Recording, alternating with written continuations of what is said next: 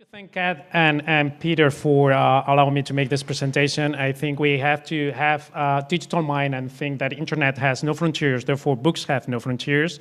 And basically what I'm going to share with you is 10 minutes about the Spanish markets, not only Spain, but also Latin American overview, and the potential it has in terms of growth of digital and the implications it will have in your market. All the things that I have seen this morning, beautiful things, projects that you're developing. I hope my intervention will make you think in a global basis.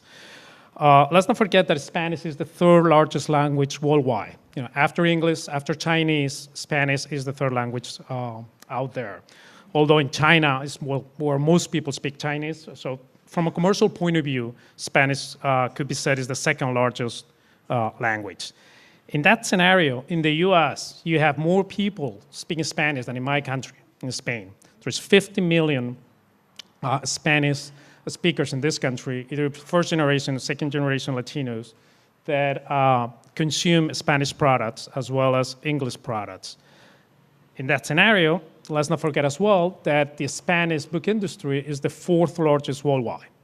It produces around 200,000 books a year, about 80,000 of them in Spain and 120,000 in the rest of Latin America. And this is a 6 billion euro industry. It's a huge, huge industry.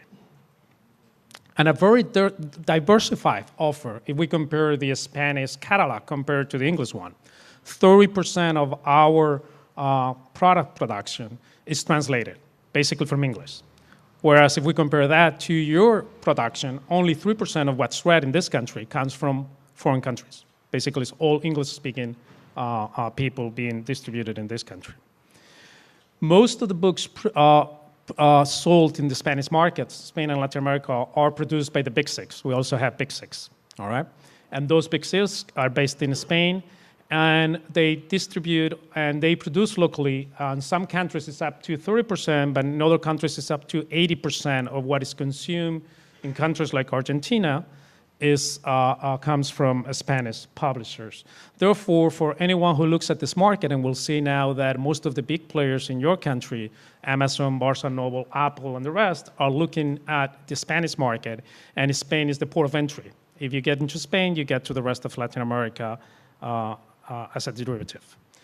With all the crises that we have worldwide, Latin America is one of the few regions that is growing. Argentina 8%, Brazil 10%, Chile 7%. They're fast-growing economies. Bear that in mind in terms of where your company is also going to.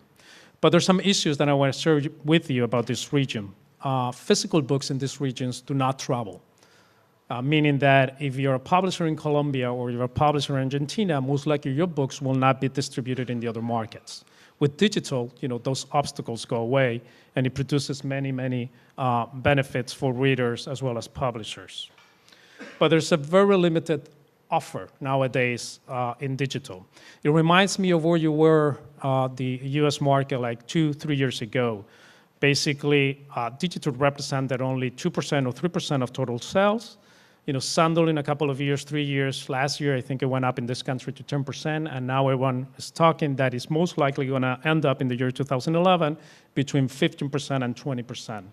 Those figures, those trends, most likely will happen in the Spanish markets in the next 2 years. We will see that speed of growth in this region. And there's a strong demand.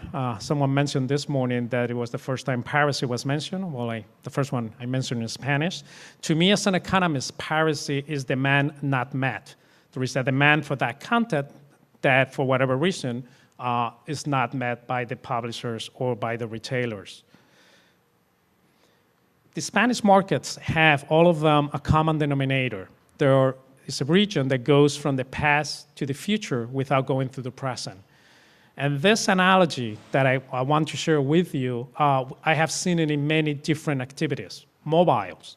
In my country, there are 57 million devices out there. We are only 45 million Spaniards. There are basically 12 million Spaniards with double anxiety, having double devices in their handbags. But it's very true. I mean, before that happened, a lot of people said mobile is not for us. We're a country that is very traditional, and we will never talk, every single hour, every single day, or mobiles. The same thing with social networks. Everyone said 3 years ago that Facebook, Twitter, and whatever was just for a lot of people who had a lot of free time. Spain is the third largest country that uses social networking every single day. And I think the same thing will happen with ebooks. Nowadays, the publishing community says it's going to take a while to happen. There is no demand and such a thing. And I think our community takes things in a broader base than the traditional industry. There are some limitations for all of you who are looking into this region for potential growth of your economy, of your companies. Access to internet is very limited. The average in Latin America is about 23%. There are countries like Argentina, who is above 50, as well as Chile. But countries like Brazil or Mexico, which are the most populated, are not above 30%. And this is a limit in terms of growth of digital content. But interestingly enough, there's a huge growth in e-commerce. And this data that I put down there, Spaniards, we buy 4 times more from sites outside our countries than from local sites. The rationale behind it is because we're looking for content that we cannot find in our markets. And we're looking for content that basically is cheaper out there than in our sites. And there are a bunch of big local players that are not going to give up their market because this is like Normandy and D-Day. Especially last month in September, all the big players have turned around and put their focus into the Spanish market. Amazon opened Spain, Apple opened Spain, Kobo, Cupia, and the rest of players are coming also to town. All those companies basically have consolidated their business in their natural market. And now they're looking a way to grow. And the only way that they can grow is going abroad. Going abroad to Europe, and you know how difficult is the European markets because they're niches. It's France, it's Italy, it's Germany with different languages, or going abroad to a huge market, meaning Spanish or other languages like Chinese, as we mentioned. In that scenario, the reflection, the thought I want to share with you again is that internet has frontiers, therefore books have no frontiers, and the only way we can divide internet is by language. When you go into Google and you search for something, you search in English and it answers you in English. If you search in Spanish, it will answer you in Spanish. It will give you content results in Spanish.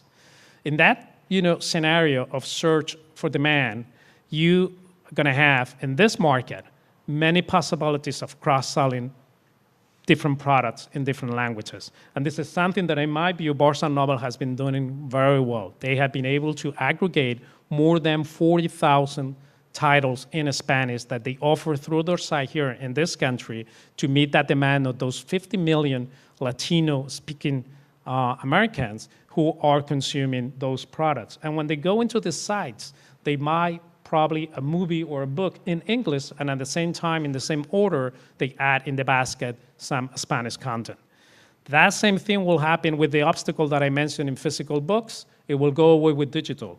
Those barriers that we have in the Latin American region, it will go away with regional cross-selling. But this will imply, and this is something that hurts the business models of most publishers, the price transparency. Because people will see that for the same digital good, you have today different prices. And you find differences in the different markets from 50 to 70% because of various reasons. Taxes as well as any other things. My final thought, and this is something that I have seen in other economies and activities.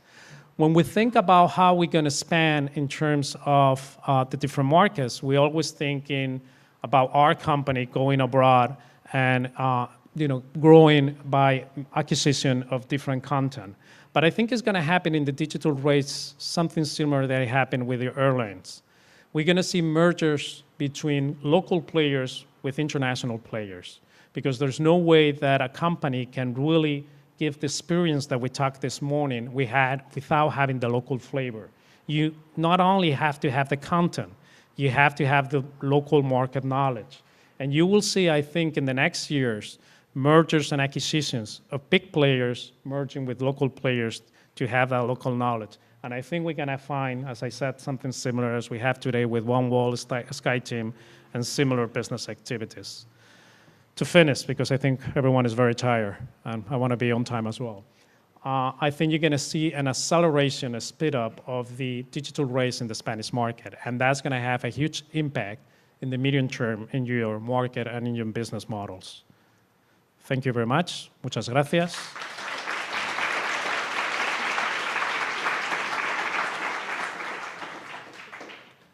Any questions in Spanish or in English?